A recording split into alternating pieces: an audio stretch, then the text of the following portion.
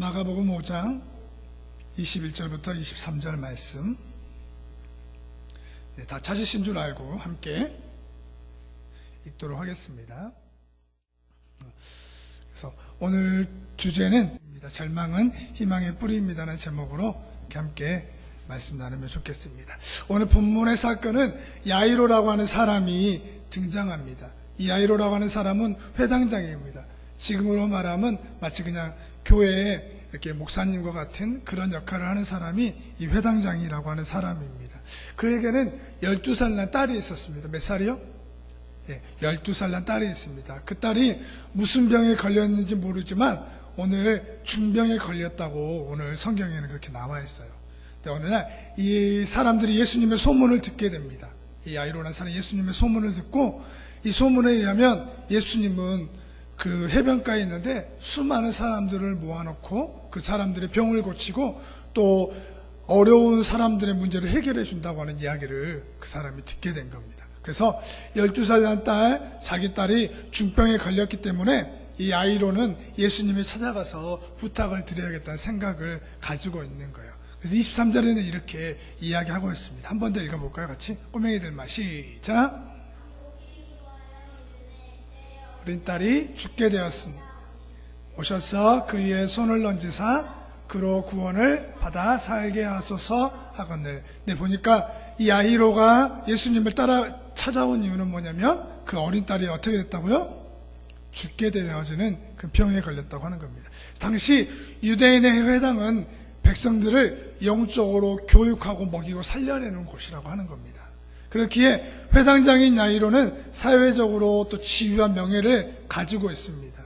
그렇기 때문에 그것을 사람들을 살리고 세워내는 일을 그 사람들 똑같이 한 겁니다. 근데 성경에 나타나는 예수님이 행하신 기적에는 항상 뭐가 있냐면 의도가 있습니다. 단순히 누구를 살리고 고친다고 하는 표현보다는 그 기적을 통해 믿음이 무엇인지, 또 공동체가, 또 교회가 어떻게 살아가야 되는지를 보여주는 것이 바로 뭐냐면 예수님이 성경에 나와 있는 기적을 보여주시는 내용입니다. 근데 여러분, 이 회당장의 이름이 누구라고요? 누구? 야이로라는. 야이로라고 하는 뜻의 이름은 뭐냐면 같이 한번 읽어볼까요? 야이로 시작. 그래요. 야이로라는 이름의 뜻은 뭐냐면 내가 살리리라고 하는 뜻의 이름을 가지고 있다고 하는 겁니다. 근데 그의 이름처럼 살리고 세우는 일을 하면서 사람들에게 존경을 받았는데, 하지만 당혹스러운 것은 뭐냐면 야이로의 딸이 지금 어떻게 했다는 겁니까? 죽어가고 있다고 하는 거예요. 그러니까 그의 이름이 무색할 정도로 딸의 죽음 앞에 아무런 대책이 없는 그 아버지의 무능력한 모습을 오늘 보여주고 있는 게 성경의 이야기라고 하는 겁니다. 분명히 성경을 읽고 있는 독자들에게 무엇인가 이렇게 가르쳐주고 싶은 것이 있는 거예요. 깨달아서 너희는 이런 사람이 되고 이런 공동체가 되어야 된다면 좋겠다라고 오늘 무언가의 메시지를 우리에게 던져주고 있는 겁니다. 그래서 당시 이 야이로의 모습, 그것이 바로 뭐냐면 예수님이 말하고 하는 유대 종교 지도자들, 그리고 유대인들의 처한 모습을 보여주고 있는 것이죠. 사람을 살리고 회복해야 할 그 회당이 더 이상 기능을 감당하지 못하고 있는 모습을 오늘 이렇게 보여주고 있는 겁니다. 그래서 오늘 우리들에게도 이 동일한 질문을 던져주고 있는 거예요. 하나님을 믿는 야이로와 같은 성도들, 교회와 공동체와 가정을 향하여서 이렇게 이야기를 하고 있습니다. 하나님을 믿는 그와 같은 공동체와 가정이 기쁨과 생명이 넘쳐야 되는데 지금 그 기능을 하지 못하고 있다고 하는 것을 보여주고 있는 겁니다. 그리고 사람을 살리고 회복해야 할 그 회당이 그 기능을 하지 못하고 있다고 하는 것을 예수님은 오늘 이 야이로의 사건을 통하여서 보여주고 있는 겁니다. 그래서 똑같은 우리에게 질문을 하고 있는 겁니다. 너희들이 살리고 세워야 될 사명자인데 너희들의 삶의 자리에서는 과연 이 일을 하고 있느냐라고 물은 것 같습니다. 그래서 본문은 단지 하나 아버지가 자기의 딸이 치유되어 회복되었다고 하는 그런 내용에 머물러 있는 그런 이야기가 아니라, 이 이야기는 우리에게 어떤 교훈과 메시지를 주려고 하는 겁니다. 그래서 우리가 성경을 읽을 때에 이름과 지명, 숫자에 대해서 관심을 가져야 됩니다. 자, 한번 해봅시다. 성경을 읽을 때 이름과 숫자와 지명에 관심을 갖자. 그래요. 그래서 야이로라는 이름의 뜻이 뭐라고요? 내가 살리리라. 그 이름의 뜻이라고 하는 겁니다. 근데 이 야이로의 딸이 있는데 그의 나이가 몇 살이에요? 12살이라고 하는 겁니다. 한번 42절에 나왔는데 한번 읽어볼까요? 같이 시작. 소녀가 곧 일어나 가로니 나이가 12살이라. 사람들이 곧 크게 놀라고 놀라거늘. 이 보니까 이 소녀의 나이가 12살이라고 이렇게 기록하고 있습니다. 유대인에게 있어서 10이라고 하는 숫자는 완전한 수를 가리킵니다. 어떤 수요? 완전한 수. 그래서 3은 하나님의 숫자라고 해서 삼위일체라고 하는 3은 하나님의 숫자입니다. 성경의 12는 뭘 가르쳐 말하냐면 완전한. 그래서 우리가 12제자 또 이스라엘의 12지파 이렇게 말하는 겁니다. 그래서 10이라는 숫자는 상징하는 것은 완전하다고 하는 겁니다. 그 완전함을 말하는데, 그런데 야이로의 딸이 12살이었다라고 하는 말은 무엇을 가르쳐 말하냐면 그 야이로가 완전한 절망 가운데 있다라고 하는 말을 가르쳐 말하는 거예요. 그러니까 10이라고 하는 완전한 숫자인데 그 완전한 숫자를 가지고 있는 딸이 죽을 병에 걸렸다고 하는 것은 완전한 절망의 순간에 있다고 하는 겁니다. 우리가 좀 이따 보겠지만은 그 혈류병에 걸린 여자도 몇 년 동안 혈류병에 걸려 있습니까? 12년 동안에 걸려 있는 거예요. 동일하게 이 혈류병의 여인과 야이로 딸의 10이라고 하는 숫자로 묶어서 무엇인가에 우리에게 이야기를 하고 있는 겁니다. 그래서 저는 이것을 완전한 절망 가운데 과연 희망이 있는가라고 하는 그런 질문이 있다고 저는 생각합니다. 우리에게 완전한 절망을 지나가는 과정 가운데 있는 사람들을 향해 주님은 지금 물으시고 계시는 거예요. 이 절망 가운데 때론 침묵하고 멈춰서시는 주님을 바라보면서 과연 이 길 끝에는 희망이 있는가? 사람들에게 맞닥뜨린 이 절망의 순간 가운데에 우리에게는 과연 희망이 있는가라고 하는, 그래서 우리 삶의 자리 가운데 이걸 한번 대입시키고 적용해 보았으면 좋겠습니다. 그래서 오늘 설교 제목을 그렇게 정한 겁니다. 절망은 희망의 뿌리입니다라고 이렇게 정해 봤습니다. 같이 한번 해볼까요? 절망은 희망의 뭐라고요? 뿌리입니다. 그러니까 희망을 맺기 위해서는 반드시 뭐가 있는 거예요? 이 뿌리라고 하는 절망 가운데 희망이 자란다고 하는 겁니다. 그래서 이 10이라고 하는 완전한 절망 가운데 있는 야이로의 간청을 들으신 예수님께서 죽어가고 있는 딸을 향해 이제 동행합니다. 그 야이로의 마음이 얼마나 행복할까요? 이제 됐다. 이제 내 딸은 곧 회복되어지고 죽지 않게 될 거야 라고 그 마음에 큰 기쁨과 그 소망을 가지고 갔을 겁니다. 예수님과 동행하며 이제 정말 잘 될 거라고 하는 기대를 가지고 갔을 겁니다. 전혀 걱정이 없습니다. 근데 우리가 예수님과 함께하며 아무런 문제가 없다라고 생각하는 그런 생각은 어떻게 보면 성경을 단편적으로만 알고 있는 생각인 것 같아요. 물론 주님과 동행하면 결과적으로는 잘 되고 형통합니다. 그러나 그 결과에 도달할 때는 우리가 여러 가지 과정을 반드시 겪어야 되는 거예요. 그 과정이 있기 때문에 그 결과가 우리에게 아름답고 소중하지 않나 그런 생각이 듭니다. 성경은 로마서에 이렇게 기억하고 있는데요. 같이 한번 읽어볼까요? 같이 시작. 다만 이뿐 아니라 우리가 환난 중에도 즐거워하나니 환난은 인내를, 인내는 연단을, 연단은 소망을 이루는 줄 알미로라. 소망이 우리를 부끄럽게 하지 아니함은 성령으로 말미암아 하나님의 사랑이 우리 마음에 분바됨이니라. 아멘. 환난은 뭘 만든다고요? 인내를 만든대요. 환난이 뭐죠? 환난. 산이야 뭐지? 환난? 고통스러운 일들. 그 고통스러운 일은 우리를 뭐 한다고요? 인내하게, 참게 한대. 그 참은 것은 연단. 연단은 뭘까요? 이어지는 거. 어떤 우리가 낫이나 우리 시골에 어디 가면은 그 낫이나 칼 만드는 거 혹시 봤어? 대장간에서 막 이렇게 때리는 거 있잖아요. 막 때려서 봤어? 그렇지. 망치로 이렇게 칼 같은 거 만들 때 때리잖아요. 장규 봤어? 안 봤어? 봤어? 그래서 그것을 계속 때리고 그 다음에 어디다 집어넣어? 뜨거운 불에다 넣었다가 그 다음에 빼가지고 어떻게 또 때리고 그 다음에 어디다 넣어? 찬물에다가 지졌다가 다시 뜨거운 물에 넣었다가 찬물에 넣었다. 이게 바로 뭐냐면 연단이라고 하는 거예요. 계속 이렇게 단련되는 거예요. 단련되면 그 단련된 것이 소망을 이루는 일을 한다고 하는 겁니다. 참 놀라운 겁니다. 결과는 소망이고 변화이고 회복이라고 하는 거예요. 근데 과정에 무엇이 필요하다고 해요? 환난과 아픔과 인내의 시간이 필요하다고 하는 겁니다.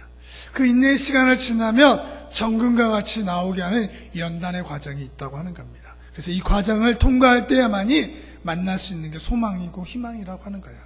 그 과정이 지난 우리가 슬퍼하거나 낙심하지 않아야 될 이유는 뭐냐면 오늘 성경은 그렇게 말하는 겁니다. 하나님의 사랑이 누구에게 부어졌다고요? 우리의 마음에 부어지는 거예요. 하나님의 사랑이 우리를 늘 격려하니까 환난과 연단의 과정 가운데 그 과정을 지날 때에 좌절하지 않고 절망하지 않는다고 하는 겁니다. 그래서 이 하나님의 사랑이 저와 여러분에게 부어지는 은혜가 있기를 축복합니다.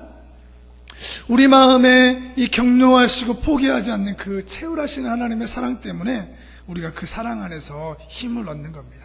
하지만 우리는 이 과정의 시간을 지나지 않고 결과만 얻기를 바라는 것 같아요. 우리 앞에 놓여져 있는 사망의 음침한 골짜기 없이 마치 푸른 초당과 쉴만한 물가만 있기를 원하는 것 같습니다. 그러나 우리가 기억해야 할 것은 어떤 성경의 위대한 인물에도 이 과정이 있었다고 하는 것을 기억했으면 좋겠습니다. 성경에 나오는 오늘 야이로에게도 무엇이 필요하냐면 이 과정이 필요한 거예요. 그래서 이 과정을 지날 때의 결과가 어떤 결과를 만들어내는지를 보여주는 겁니다. 그 사건이 바로 뭐냐면 야이로 앞에 나타나는 혈루병 여인이라고 하는 겁니다. 혈루병이라는 여인입니다. 혈루병이 뭘까요? 그렇지, 피혈입니다.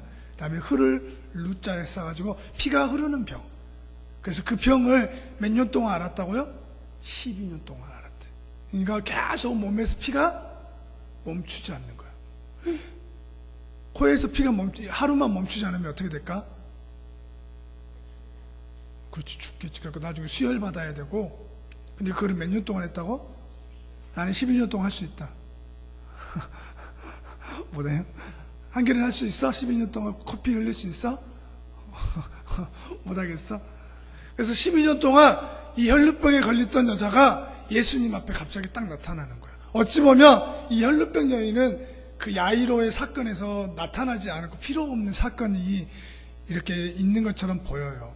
근데 야이로 사건을 앞뒤로 두고 중간에 이 여자가 갑자기 끼어듭니다.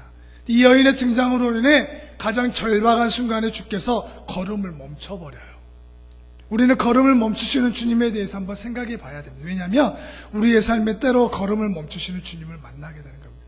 너무나 급하게 자기 딸이 곧 죽게 되어졌는데 그 죽게 되어지는 그 과정까지 예수님을 막 데리고 급하게 막 가고 있는데 갑자기 누가 나타났냐면 이 12년 동안 피를 흘리고 있는 혈루병 여인이 나타나서 그 야이로와 예수님의 급한 발걸음을 멈춰 세워버린 겁니다.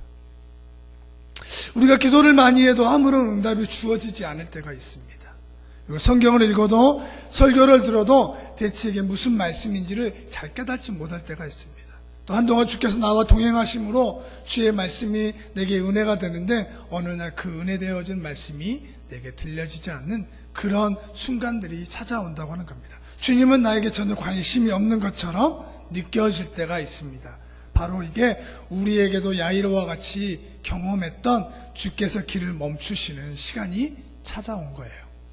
주님이 길을 멈추시는 그 순간 우리도 함께 같이 멈춰야 됩니다. 왜 그러냐면 그 멈춤은 우리를 완전한 절망에 빠뜨리려는 것이 아니라 절망을 통해 희망을, 믿음을 보게 하려고 하는 하나님의 뜻이 담겨져 있는 겁니다. 대개의 경우 많은 사람들은 자신이 만나는 절망의 순간 앞에 이렇게 이야기를 합니다. 수많은 질문들을 자신과 사람들과 하나님 앞에 던진다고 하는 겁니다. 절망의 순간에. 그래서 내가 왜, 또 나의 가정과 삶이, 건강이 왜 이렇게 된 것일까라고 수많은 질문을 던집니다. 하지만 절망의 과정을 지날 때 우리에게 필요한 것은 질문이 아니라 들음이라고 하는 겁니다. 자, 한번 해볼까요? 절망의 과정을 지날 때 우리에게 필요한 것은 질문이 아니라 뭐라고요? 젊음이 아니라 질문이 아니라 뭐라고요? 들음이라고. 들음. 그러니까 은결이가 길을 가다가 넘어졌어. 근데 옆에 있는 한결이가 막 웃고 있으니까 은결이가 생각하기를 한결이 너 때문에 넘어졌어. 그렇게 질문하는 게 아니라는, 그렇게 물어보고 말하는 게 아니라 그 넘어짐을 통하여서 뭘 배우라고 하는 거야? 다음부터 넘어지지 말아야겠다라고 하는 것을 배우고 깨달아야 되는 것처럼 이런 질문을 던지고 내가 왜 넘어졌어? 정말 힘들다 짜증난다고 말하는 게 아니라 그 질문을 통하여서 듣는 연습을 해야 되는 거예요. 근데 절망이 너무나 커버리니까 그 절망의 순간에 하나님의 음성을 듣지 못하고 끊임없이 질문만 하는 겁니다. 나의 입장에 볼 때는 답이 없기 때문에 짐이고 어려움이고 고통일 수 있습니다. 그런데 하나님은 단 한순간도 우리를 떠난 적이 없는 우리의 아버지심을 기억했으면 좋겠습니다. 그래서 우리 생각할 때 고난 앞에 왜 하나님은 잠잠하시지? 나의 고통스러운 문제들 앞에 왜 하나님은 답을 주시지 않지? 이렇게 길을 잃어버려서 방향을 상실했는데 왜 하나님은 인도하지 않지라고 말하는 것이 아니라 우리는 이렇게 말할 때 하나님께서는 답을 주셨는데 그게 뭐냐면 바로 예수님의 십자가라고 하는 겁니다. 그래서 그 질문과 그 어려움 앞에 예수님께서 우리에게 보여주신 답이 십자가라는 것을 기억하고 그 십자가 앞에 나갈 때에 우리의 질문의 모든 문제가 답을 얻을 수 있다는 것을 기억하면 좋겠습니다. 그래서 이 깨달음을 가지고 살아갈 때 내가 주님께 질문하는 것이 아니라 주님의 말씀을 들을 수 있는 사람이 됩니다. 이것이 은혜이고 감사인 줄 믿습니다. 네, 여기 한 청년이 있습니다. 그의 이름은 뭐냐면 박모세라고 하는 사람이에요. 여러분 봤어요? 봤어? 반말하지 말고. 박모세입니다. 이 아이는 태어나자마자 뒤쪽에 있는 머리뼈가 뭘 하냐면 우리의 머리에 있는 이 해골이 이 뇌를 보호하는 기능을 하잖아요, 사실은. 근데 이 뒤에 있는 머리뼈가 없이 태어났대요, 이 아이는. 그래서 뇌가 밖으로 흘러나오는 뇌류 판정을 받는 거예요. 뇌가 밖으로 흘러나와서. 그래서 병원 신생아에서는 이 아이가 태어나니까 아주 놀래버린 거. 어떻게 감당할 수가, 머리부터 나와야 되는 그 아이가 뇌가 흘러나온 채로 이렇게 태어나 버리니까 너무 놀란 겁니다. 의사는 생존 확률이 몇 프로라고 했겠어요? 0%라고 했습니다. 아무 희망이 없다. 그래서 그 부모는 어차피 가망이 없으면 수술이라도 해보겠다고 우겨가지고 모세군이 태어난 지 사흘 만에 퇴뇌의 70%, 그다음에 소뇌의 90%를 잘라내는 수술을 하고, 뇌를 잘라내는 거. 태어난 지 며칠 만에? 그래, 4일 만에. 뇌 수술을 해버린 겁니다. 그 수술을 담당하는 의사는 뇌의 대부분을 잘랐기 때문에 이 아이는 이제 보고, 듣고, 말하고, 걸을 수 없는 아이입니다. 그리고 얼마 지나지 않으면 이 아이는 반드시 뭐 할 거라고? 죽게 될 거라고 이야기를 한 거예요. 그래서 모세군은 4살이 되는 동안 4번의 뇌 수술과 2번의 다리 교정 수술, 총 6번의 수술을 받았던 아이입니다. 병원에서는 이 아이의 수술이 그저 실험적인 시도였다라고 그렇게 이야기를 했습니다. 그리고 의사는 이 아이는 살아날 수 없는 0%의 아이입니다라고 그렇게 이야기를 했는데, 모세의 기적처럼 이 아이는 지금 당당히 사람들 앞에 섰는데요. 한번 영상 한번 같이 볼게요. 나에게는 일어나지 않을 것 같은 일들이 찾아올 때 사람은 완전한 절망 가운데 빠지는 겁니다. 단 1%의 가능성이 없는 상황 속에서 모세의 어머니의 마음에 포기할 수 없는 하나님의 그 사랑과 마음이 부어지니까 그 과정을 잠잠히 이렇게 지날 수 있었던 것입니다. 그 과정 가운데 만난 하나님, 자신과 늘 동행하고 함께 하시는 하나님, 그리고 그 고통을 함께 해주시는 하나님을 그는 지금 만나고 있었던 거죠. 어쩌면 우리 삶이 이런 완전한 절망 가운데 있을 수 있습니다. 그것이 사람들마다 다 다를 수 있지만, 하지만 그 절망의 순간에 우리가 기억해야 할 것은 과정을 벗어나기 위한 몸부림이 아니라 과정을 통해 우리를 연단해 가시는 주님을 만날 수만 있다면 이 과정은 축복이고 선물인 것입니다. 우리 한번 말해볼까요? 과정은 선물이고 뭐라고요? 축복이라고 하는 겁니다. 우리 우연한 성도님도 그 과정 안에서 또 이루어야 될 어려움들이 있지만 그 어려움들이 하나님이 주시는 과정이라고 한다면 그 과정은 나에게 축복과 선물로 다가올 수 있다고 하는 것입니다. 그렇게 준비되어 있지 않아 보이는, 불편할 것 같이 보이는 이곳 나주에서의 삶, 또 작은 개척교회이지만 또 혁신 겨자씨 교회에서 말씀을 듣고 예배하는 이 과정이 우리에게는 선물이고 축복인 줄 믿습니다. 이 과정을 통해 하나님 우리를 푸른 초장으로 인도해 가시는 것입니다. 이 빅토리 위고라고 하는 사람이 있습니다. 이 사람은 그 나이 49세 때에 20년 동안에 섬에 귀양을 받아서 이렇게 추방당한 사람입니다. 그래서 그 무인도에서 20년 동안 혼자 산 겁니다. 자, 나는 장규야, 무인도가 뭔지 알아? 사람이 하나도 없는 섬에서 20년 동안 살 수 있어, 없어? 그러면 살으라고 하면 어떻게 하겠어? 죽겠지. 진짜? 자살하면 지옥 간다? 근데 이 빅토리 유고는 나이가 50대 되는 날에 혼자 무인도에 갇혔대요. 근데 그가 갇혔을 때 인생의 모든 부분, 많은 부분을 어려움과 죽음이라고 생각하는 그 순간에 이 빅토리 유고라고 하는 사람은 무엇을 적었냐면 레미제라블이라는 책을 썼대요. 이게 뭔 내용인지 알아요? 산이 알아 혹시? 그렇지, 맞아. 신부 천주교에 들어가가지고 빵하고 이렇게 은잔을 훔쳤다가 도망쳤다가 잡혔던 그런 내용 있잖아. 그 내용을 이 사람이 어디서 썼냐면 20년 동안 그 섬에 갇혀가지고 쓴 책이야. 만약 그 사람이 이 섬에 갇혀진 일을 만나지 않았다면 정말 이 레미제라블이라고 하는 정말 위대한 책은 이 세상에 태어날 수가 없었다고 하는 겁니다. 저는 여러분에게 우리가 다시 이렇게 본문으로 돌아와서 우리가 원하지 않는 혈루병 여인과 같은 사건을 만나서 예수님의 발걸음이 멈춰서는 그 시간이 흘러가고 있는 그것을 보면서 우리 앞에 갑자기 나타나는 장애물이 있을 수 있어요. 내가 원하지 않았는데, 나는 이것을 기뻐하지 않아, 나는 이것을 해야 되는데 나를 가로막는 여러 가지 환경들이 있을 수 있는데, 그 환경들을 바라볼 때 그 주님은 그 순간에 멈춰 서는 것은 우리를 절망 가운데 빠뜨리는 것이 아니라 우리를 변화시키려고 한다고 하는 겁니다. 근데 그 예수님이 멈춰 서는 그 순간에 이 이야기가 들려져요. 같이 한번 읽어볼까요? 시작.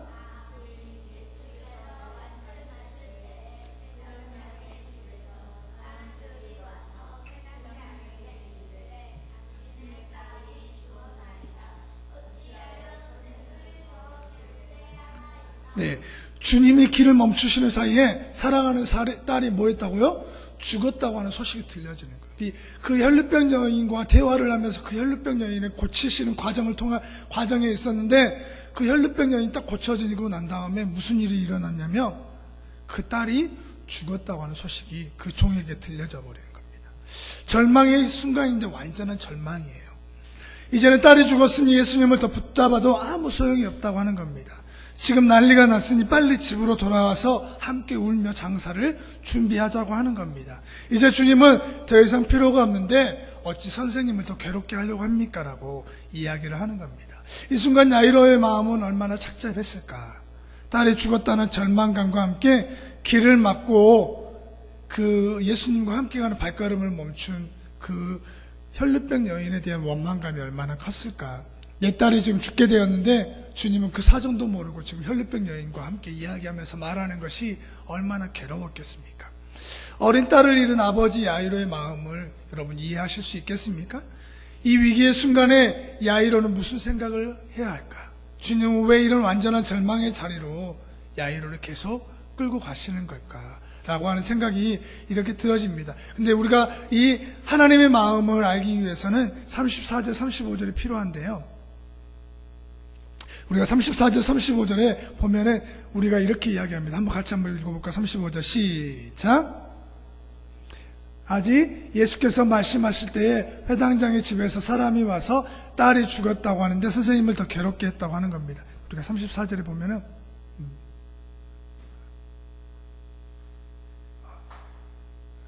네, 제가 안 적었네요. 34절 우리가 본문에 나와 있는 것처럼 딸이 예수께서 혈루병 여인을 고치시는 그 과정 가운데 있었을 때에 우리 34절 성경에 있으니까 한번 같이 읽어볼까요? 예수께서 이르시되 딸아 내 믿음이 너를 구원하였으니 평안히 가라 내 병에서 놓여 건강할지어다. 아직 예수께서 말씀하실 때에, 그러니까 말씀하시는 그 순간에 어떤 일이 있었냐면 혈루병 여인이 고쳐지는 현장이 있었고 또 그 딸이 죽어가는 그 소식이 접하는 과정이 두 개가 겹치는 거예요. 딸이 죽었습니다고 하는 그 내용과 혈루병 여인이 고쳐졌다고 하는 내용이 같이 겹쳐지는 것입니다. 이 말은 뭐냐면 내 믿음이 너를 구원하였다고 하는 말은 누구에게 하는 말이냐면 사실은 혈루병 여인에게는 1차적으로 하는 내용이지만 그 다음은 그 야이로라고 하는 그 사람에게 예수님이 말해주고 싶은 내용입니다. 주님은 이 말씀을 선포함으로 야이로가 곧 듣게 될 절망의 소식 앞에 무엇을 해야 되는지를 가르쳐주고 싶은 것을 삼았던 겁니다. 그래서 믿음으로 병고침을 받는 한 여인의 이야기를 통해 야이로에게 무엇인가를 가르쳐주고 싶은 겁니다.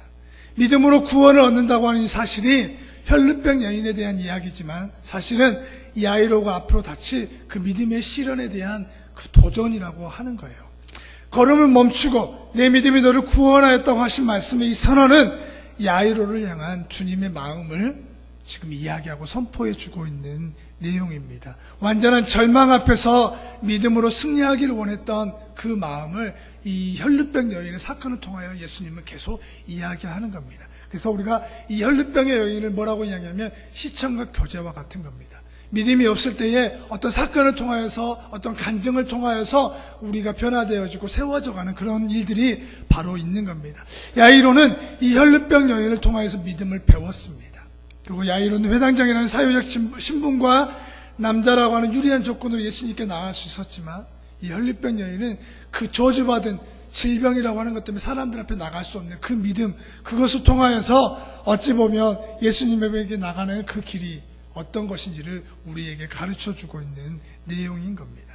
36절에는 그에게 말하기를 회당장에게 이르되 두려워하지 말고 믿기만 하라고 그 예수님께서 이야기를 하신 겁니다. 주님은 우리의 연약함을 알고 우리가 흙으로 지어졌다는 것을 또 알고 있습니다. 그리고 깨진다는 것도 너무나 잘 알고 있어요. 그래서 그 야이로는 그 딸이 죽었으니 더 이상 예수님을 괴롭게 할 필요가 없습니다라고 하는 종의 그런 이야기를 들으면서도 불구하고 그는 예수님의 말씀을 더 신뢰하고 그냥 혼자 다시 집으로 돌아가지 않았다고 하는 겁니다. 우리는 그렇게 생각할 수 있습니다. 어떤 어려운 문제를 놓고 기도할 때 그 문제가 해결되지 않으면 더 이상 기도할 필요가 없다고 생각하는 겁니다. 또 어떤 어려움이 찾아올 때 그 어려움의 문제가 해결의 기미가 보이지 않으면 더 이상 기도할 이유가 없다고 생각합니다. 오늘 야이로도 마찬가지일 것 같아요. 야이로가 예수님을 찾은 이유는 그 딸이 고쳐지기 위해서 갔는데 그 딸이 죽었다는 소식을 들으면 더 이상 예수님과 함께 갈 필요가 없는 것입니다. 딸이 이미 죽었지만 주님과 동행을 야이로는 절대 포기하지 않습니다. 놀라운 믿음과 같은 신뢰가 아니라고 생각합니다. 야이로는 죽음이라는 현실 앞에 예수 애면하지 않고 그 죽음을 받아들입니다. 그리고 죽음과의 그 동행을 결코 포기하지 않았습니다. 죽음이라는 현실보다 주님을 더 바라보았고 문제에 파묻혀서 믿음을 잃어버리는 것이 아니라 그 믿음 가운데 예수님을 더 붙잡은 확신을 갖게 된 겁니다. 사랑하는 여러분, 함께 동행하시던 주께서 걸음을 멈추시는 듯한 상황을 만날 때 우리는 어떻게 해야 합니까? 또한 주님과 동행 중에 내가 원하지 않는 소식을 만난다면 어떻게 해야 되겠습니까? 우리 36절 예수님께서 그 하는 말을 곁에서 들으셨다고 한 겁니다. 자기의 딸이 죽었다고 하는 그 이야기를 예수님은 곁에서 지금 듣고 계셨던 겁니다. 절망의 소식을 못 듣고 계시는 것이 아니고 외면하신 것이 아닙니다. 나의 절망과 고통의 순간에 주님은 곁에서 함께 계시고 위로하고 계시다고 하는 것을 믿으시길 바랍니다. 우리는 이 과정을 견디고 주님만을 바라본다면 주님은 멈추셨던 걸음을 다시 걸으시는 겁니다. 그리고 죽음과 슬픔으로 가득 찬 현장을 가셔서 주님은 생명과 소망 그리고 부활과 영생의 장소로 바꾸시는 겁니다. 우리 말씀을 맺겠습니다. 한 구절만 더 보고 우리 41절 한번 같이 볼까요? 41절 한번 같이 크게 읽겠습니다. 시작. 그 아이의 손을 잡고 이르시되 달리 달고 마시니 번역하면 곧 내가 내게 말하노니 소연아 일어나라 하심이니라. 예수님의 이 말을 듣고 죽었던 소녀가 다시 일어나는 생명을 얻는 일을 경험하게 됩니다. 완전한 절망 가운데에 야이로가 포기했다면 예수님은 그 야이로에 따라 살아날 수 없었을 겁니다. 근데 그 야이로는 그 완전한 절망 가운데에 예수님을 붙잡았고 그 붙잡은 예수님은 그 아이에게 찾아가서 죽음 가운데서 생명을 얻게 하는 겁니다. 그래서 달리달굼 일어나라 걸어라 하는 뜻입니다. 우리의 삶의 완전한 절망의 순간에 주님은 그 아이의 손을 잡고 이제 우리의 손을 잡고 일으키실 것입니다. 그것이 어떤 것이든 어떤 문제든지 상관이 없습니다. 그 과정을 통해 우리 주님은 저와 여러분을 성장시키시고 변화시키실 줄 믿습니다. 할렐루야. 그래서 우리가 이 과정 가운데서 주님을 붙잡는 저와 여러분이 되시기를 주님의 이름으로 축복합니다. 이제는 우리 주 예수 그리스도의 은혜와 아버지 하나님의 극진하신 사랑과 성령의 깨닫게 하심과 또 우리 안에 충만케 하여 주신 역사가 이제 완전한 절망 가운데에 희망이 보이지 않을 때에 그 죽음과 같은 현장 가운데에 우리가 걸어갈지라도 또 내가 알지 못하는 내 신앙의 수많은 혈루병 여인을 만나는 장애물과 같이 주님께서 우리의 삶에 멈춰서는 그 순간이 느껴질지라도 나는 결코 믿음을 포기하지 않을 겁니다. 나는 결코 주님과 함께 동행하는 그 길을 멈춰서지 않을 겁니다. 주님은 그 현장 가운데의 죽음을 생명으로 부활로 바꾸실 것입니다라고 믿음으로 고백하고 선포하는 우리 혁신겨자시 교회 가족과 성도들과 삶과 직장과 사업 위에 이제로부터 영원히 함께하여 주시기를 예수님의 이름으로 간절히 축원하옵나이다. 아멘.